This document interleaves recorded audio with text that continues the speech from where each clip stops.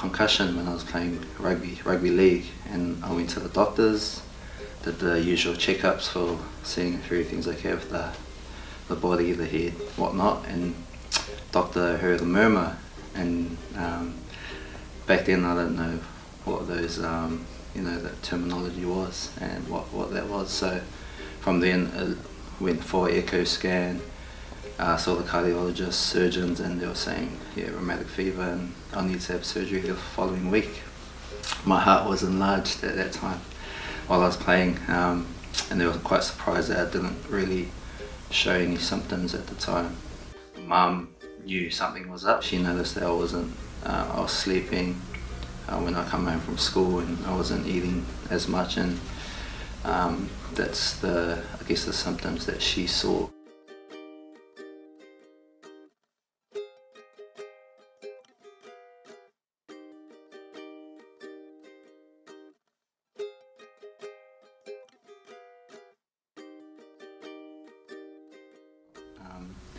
I just remember that year, it was quite tough because I didn't play any sports or nothing like that, so it was hard to deal with after my first heart surgery.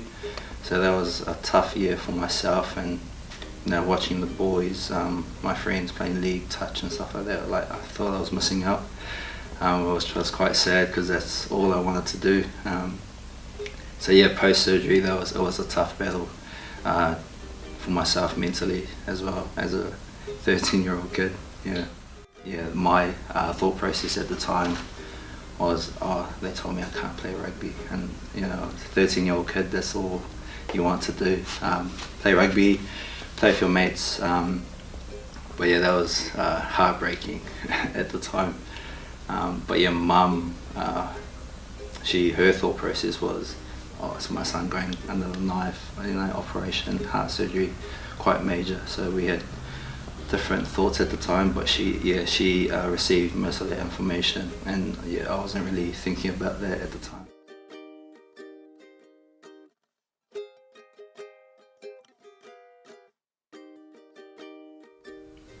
It was Mum that kept the time frame, because I didn't remember back then.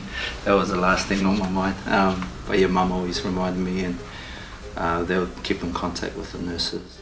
Starting off with them, I was sore, it was quite painful at that time. Over the time you just get used to it, so I was quite used to it.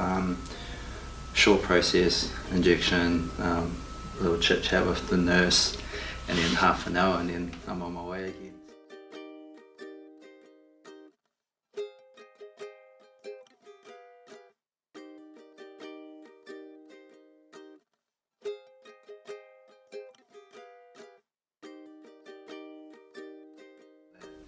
Mum, she wasn't happy about it, but she knew that's what I wanted to do, and it made me happy.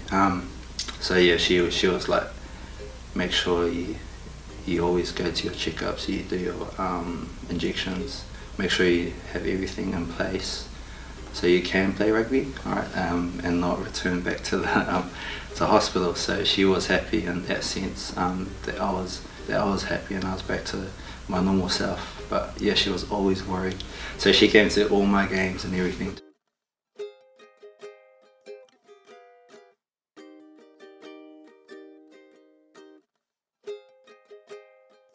Went to Melbourne, played for, went on with the under-20s, came back and then decided to study as well, because I knew that I wouldn't be there for the rest of my life, knowing that I have a heart issue. So I always wanted to be a PE teacher, so I went on to study Bachelor's of PE, and I did that whilst I was playing rugby as well. So I moved down south, played for Southland Stags for the Mitre 10, and that's when it all started for my rugby career. And then from there, I made the Blues, and that was in 2018, and that was one of the best, best parts of my life that I can remember in terms of my playing career, because that's where I always wanted to be. I always wanted to be a rugby player, and I always wanted to make the Super Rugby, and when I finally did it, I was like, I was quite happy with myself. And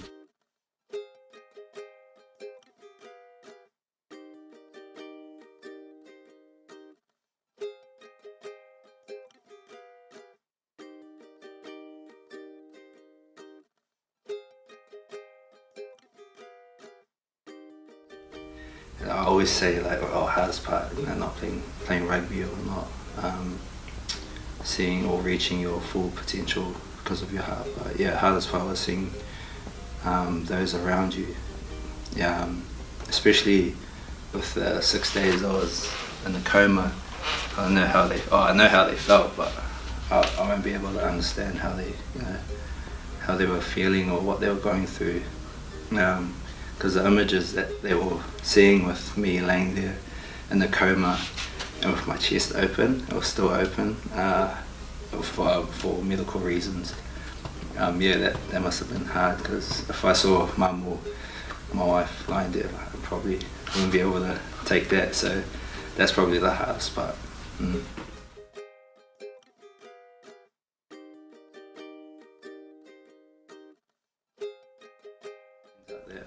Like if I'm out, I guess playing touch or whatnot, if I get a cut, I have to address that straight away. I'm like, where it's quite niggly. And then the medication I'm on morning and afternoon, like I have to be on top of that. Yeah, you try work around what your heart needs. You don't work around your own life, like with work and stuff like that. Like it's always this first instead of, yeah, so sometimes I'll miss out on things because I had to cater to this.